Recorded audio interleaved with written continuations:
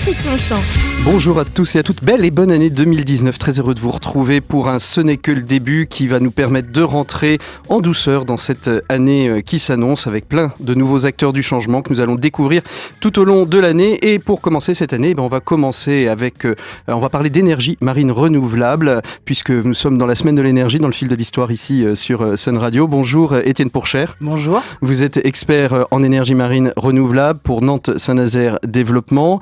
On va parler de ce qu'on met sous le sigle EMR, parce que moi je pensais en préparant cette petite chronique que c'était uniquement des éoliennes maritimes, mais pas du tout.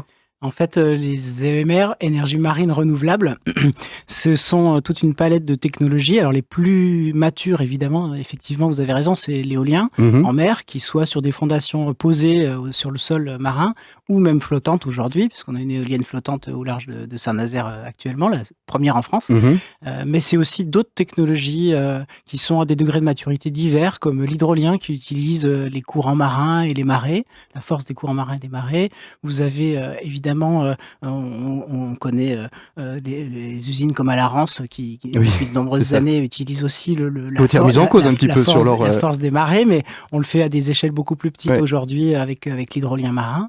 Et puis d'autres technologies qui arrivent, l'énergie thermique des mers qui utilise la différence de température entre les eaux profondes et les eaux de surface, les énergies osmotiques des mers aussi, les différents degrés de salinité entre les eaux. L'idée, c'est toujours de faire naviguer des ions électriques. C'est ça, l'idée c'est aussi de retrouver aussi les forces des courants, les forces d'énergie qui sont dégagées, qui sont perdues dans la nature pour pouvoir la récupérer et la réinjecter. Tout ce qui peut faire tourner une turbine peut fabriquer de l'électricité. Donc vous avez la Loire ici qui passe à Nantes. On peut imaginer que la Loire, sa force, fasse tourner une turbine. Alors les éoliennes maritimes, c'est là où on est le plus avancé. D'abord parce que la Loire-Atlantique et les pays de la Loire sont très en avance dans le développement de cette technologie. C'est la première région de France pour le développement de l'éolien en mer.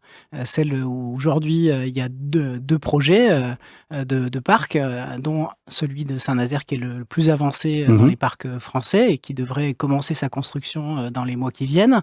Et puis c'est aussi la première région de France pour le nombre d'emplois créés autour de l'éolien en mer, avec des usines de production de turbines à Saint-Nazaire, à Montoire, et puis de sous-stations électriques, puisqu'il faut bien raccorder tous les câbles et avoir une multiprise en mer avec les chantiers de l'Atlantique. Alors quand est-ce qu'on peut prévoir justement la première mise en route de l'éolienne et la première production d'électricité? Je crois que c'est 2021-2022 2022 pour le parc de Saint-Nazaire, donc ce sera le premier parc français. Donc c'est tout proche. Ce qu'il faut savoir, c'est qu'aujourd'hui, je le disais tout à l'heure, on a une éolienne flottante sur le site de test SEMREV, qui est pilotée par l'école centrale de Nantes, et cette éolienne flottante est raccordée au réseau, donc elle injecte déjà de l'électricité par l'éolien marin. C'est la seule de France. Et alors, on peut prévoir combien? Ça va être quoi une éolienne ou un parc d'éoliennes marines? Ça va être quoi? Ça va être une petite centrale nucléaire? Alors, ça correspond à peu près à une tranche de centrale nucléaire. On est à peu près à un peu moins de 500 mégawatts pour le parc de Saint-Nazaire, donc 1 gigawatt en Pays de la Loire avec les deux parcs, donc ça fait une belle centrale nucléaire.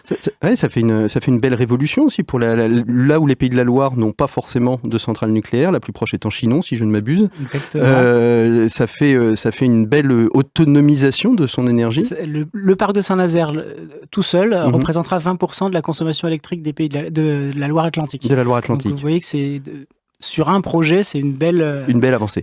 Alors justement, on voit toute cette énergie qui va être créée avec des énergies maritimes renouvelables. Mais aujourd'hui, il doit y avoir aussi un impact économique pour le territoire. Quels sont les impacts économiques que l'on connaît déjà ? Alors, il y a des impacts économiques en termes d'emplois, des emplois qui sont dans la production et dans l'ingénierie. Aujourd'hui, dans l'ingénierie, on a beaucoup d'outils et d'acteurs de la recherche, qu'ils soient publics. Je parlais tout à l'heure de l'école centrale, il y a l'université de Nantes également. Il y a un site public et privé comme le Technocampus à Bougnay. Et puis, vous avez de l'ingénierie privée, notamment GE, donc l'entreprise américaine qui est implantée à Nantes et à Montoire et c'est son siège mondial pour l'éolien en mer. Donc on a cette fierté-là avec plus de 200 ingénieurs qui sont sur l'île de Nantes et qui développent la plus grande éolienne du monde qui fera 12 mégawatts, qui sera la plus puissante au monde quand elle sortira. Elle va être testée très bientôt. Donc voilà, il y a tous ces emplois-là, c'est important et c'est le cœur du réacteur, si j'ose dire, du développement de cette filière. Et puis il y a toute la production derrière parce que vous avez à Montoire la production des turbines, donc ce qui fabrique l'électricité en haut de l'éolienne. Et puis dans les chantiers de l'Atlantique aussi, toutes ces sous-stations électriques, ça représente des centaines d'emplois. C'est au niveau national, plus de 50% des emplois nationaux qui sont ici entre Nantes et Saint-Nazaire. Et je pense aussi avec tous les emplois peut-être induits que sont tous les prestataires pour fabriquer l'ensemble de ces machines. On a la chance d'avoir beaucoup de PME sur le territoire qui ont des habitudes de travail, notamment avec les chantiers de l'Atlantique, et qui se sont diversifiés dans cette filière innovante et qui sont regroupés dans des clusters comme Neopolia, et qui a une branche EMR, et donc qui fournissent tous ces grands acteurs que j'ai cités. Donc c'est un vrai développement économique. Et puis aussi sur le plan, vous parliez tout à l'heure des tests faits par Centrale Nantes, ça veut dire aussi que on crée à Nantes, on a créé de nouvelles filières éducatives, de recherche autour des EMR. On a des outils de formation, de recherche et de tests et d'essais. C'est-à-dire qu'aujourd'hui, au niveau mondial, on doit être un des seuls pôles où vous avez tout le continuum entre les pôles universitaires, les écoles et les outils, les moyens d'essai. On a un bassin d'essai avec une piscine à vagues à l'école centrale et on a un bassin en mer à Semreve. Et entre les deux, je vous parlais du site de Bougnay, on a une soufflerie Jules Verne. Voilà, on a tout ce qu'il faut pour tester les technologies de demain dans les EMR. Et c'est facile d'animer l'ensemble de ces acteurs des énergies marines renouvelables les uns avec les autres parce que les désirs, les priorités d'un industriel ne sont pas forcément celles du chercheur pas forcément celles de l'enseignant. Comment on arrive à animer tout cet écosystème? Alors à Nantes, on connaît bien le jeu à la nantaise. Donc, le collectif d'abord. On joue collectif d'abord et il y a effectivement tous ces réseaux. Donc on parlait de Neopolia tout à l'heure sur les PME. Vous avez un réseau aussi sur les acteurs de la recherche qui s'appelle WIMEC, qui met en réseau tous les acteurs de la recherche et du développement. Donc tout ça, on travaille tous ensemble et ce qu'on essaie de faire aussi à Nantes Saint-Nazaire Développement, c'est de mettre en relation tous ces acteurs pour montrer le jeu à la nantaise à l'extérieur et faire rayonner Nantes et Saint-Nazaire dans le monde. Alors ça va être... C'est quoi l'impact? On parle d'énergie marine renouvelable, donc on pense toujours, et à juste titre, j'en suis certain, développement durable. Ça va être quoi l'impact écologique? Est-ce que ça veut dire que, on parle beaucoup de l'usine à charbon de Cordemais, est-ce que ça veut dire qu'elle va aussi disparaître, qu'il y a des choses qui vont disparaître sur la Loire-Atlantique, sur les pays de la Loire, au profit... Aujourd'hui, l'objectif des EMR, c'est pas de faire disparaître les autres sources d'énergie, c'est de prendre la place des énergies renouvelables. C'est-à-dire que l'État a un objectif, il vient de sortir une programmation pluriannuelle de l'énergie, qui pourrait d'ailleurs être plus ambitieuse encore pour les EMR, on le souhaite, on espère qu'il va améliorer sa copie, mais les EMR ont déjà une place à prendre.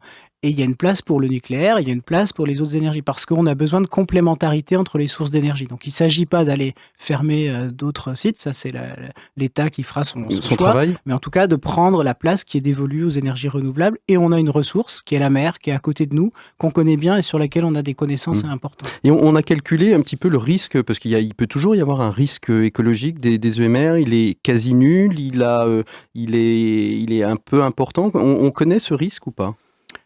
Quel risque écologique? On implante une turbine en mer et quand elle a fini de travailler, on démonte et on la ramène à terre et on recycle tout ce qui peut être recyclé.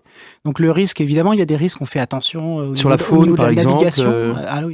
Voilà, la navigation, il y a des règles très strictes pour naviguer autour, prendre les distances nécessaires en fonction de la météo, etc. Donc tout ça est géré notamment par la préfecture maritime qui va faire très attention sur les projets à ce que cette sécurité-là soit bien assurée. Sur la faune, sur la flore, il y a beaucoup d'études préalables au développement des parcs qui ont été faites et les développeurs de projets comme EDF Renouvelable à Saint-Nazaire sont tenus de tenir compte justement des résultats de ces études, d'éviter les impacts, de les réduire quand elles ne peuvent pas être évitées, ou de les compenser quand on ne peut pas ni éviter ni réduire. Donc tout ça, c'est vraiment du gros... C'est pour ça que ça met autant de temps d'ailleurs de développement, parce qu'on parle depuis 2012-2013 de ce parc de Saint-Nazaire. Si ça met autant de temps, on est en 2019, on va seulement démarrer les tableaux, les travaux, c'est qu'il y a toutes ces autorisations préalables pour tenir compte de la qualité. 2022, normalement, le lancement des éoliennes maritimes.